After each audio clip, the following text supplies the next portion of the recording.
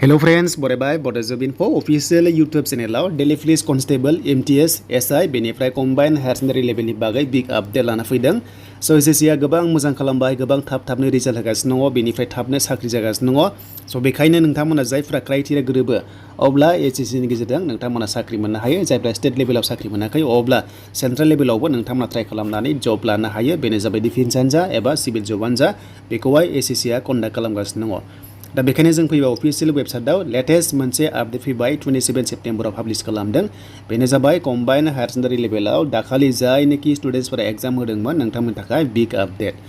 स' बेनो जाबाय स्टेज 1 एग्जामा रिजाल्टआ नोंथांमोना ओंखारबाय आरो काट अफ बेसेबां थांखो जों नायगोन आरो बे एग्जामखौ कन्डाक्ट खालामदोंमोन आगष्टनिफ्राय 17 आगष्टसिम 2 आगष्टनिफ्राय स' बेयाव स्टेज 1 एग्जामावहाय।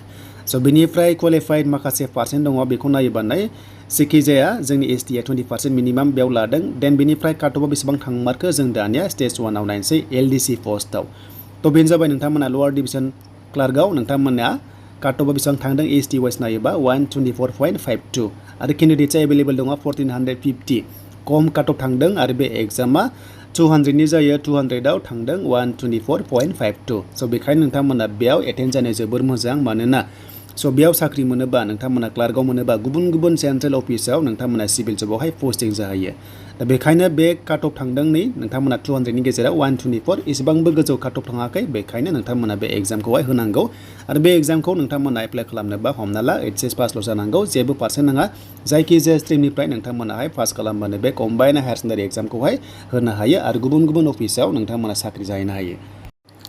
दा बेवहाय माखासे केन्डिडेट्स दङ 17,495 खौ लांदों स्टेज 2 नि थाखाय। बेनिफ्राय माखासे पस्टआव हमना ला डाटा एन्ट्रि अपारेटराव एसटी गैयाब्लाबो आनरिजार्भआव 169 बेबायदि एसे गोजौ काट अफ थांदों मानोना स' बेनि पस्टआ खम नालाय एन्ड लिस्ट 3 आवबो दङ। दा एसएससी होनोबा एमटिएस लेभेलावहाय नोंथांमोना अनलि 10 पास जानायनिफ्रायनो एप्लाइ खालामलांबाय थानो हागोन। 10 pass HS pass degree pass बेनिफ्राय जुदि कनस्टेबलावबो 10 पास जानो हागोन नोंथांमोना जेब्ला अफिसियेल नटिस फैयो नेक्स्ट लेभेलाव एन्ड बेनिफ्राय डेली पुलिस कनस्टेबलाव खिन्थु हायार सेकेन्डारि पास खालामनांगौ जायो। नैबे कम्बाइन्ड हायार सेकेन्डारिजों सेमानो डेली पुलिस कनस्टेबलाव नोंथांमोना हायार सेकेन्डारि पास खालामथारनांगोन बेनिफ्राय पार्सेन्ट नाङा।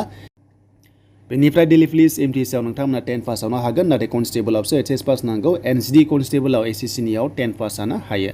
एन्ड बेनिफ्राय एसआइ लेभेलनि एग्जाम जानो थांगासिनो दङ नोंथांमोननि एसआइ लेभेला अक्ट'बर 3 निफ्राय जागोन अके नोंथांमोना अक्ट'बर 5 सिम जागोन आरो बेयाव स्टेज 1 आव नोंथांमोना फार्स्ट जायोबा फिजिकेल टेस्ट एन्ड बेनिफ्राय लास्टआव आरोबाव मोनसे इंलिश कम्प्रिहेन्सन मोनसे टेस्ट लाबावगोन आरो बेयाव पास जाबा नोंथांमोना काट अफ वाइसआवहाय डेली पुलिस एसआइ एबा सेन्ट्रेल आर्म पुलिस फर्सआव नोंथांमोनाहाय थांनो हागोन।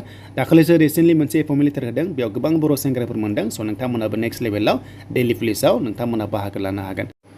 स' बेनिफ्राय डेली पुलिस कनस्टेबलनि लास्ट डेटआ 30 सेप्टेम्बर दा साननै टाइम दंबावो नोंथांमोना अनलाइन खालामबानो जाबाय जायफ्रानोखि हायार सेकेन्डारि पास खालामदों बेनिफ्राय ड्राइभिं लाइसेन्सआ नोंथांमोना थाथारनांगोन अब्लासो फिजिकेल टेस्टआव नोंथांमोना हागोन नाथाय एग्जाम टाइमावहाय ड्राइभिं लाइसेन्स गैयाबाबो नोंथांमोना हायो।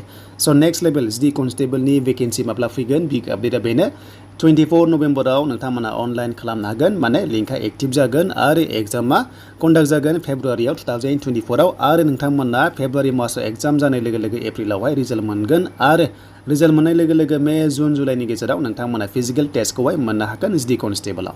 स' बे पस्टआ 84,000 नि बारा फैगोन स' नोंथांमोना नेबाय थादो लेटेस्ट आपडेट।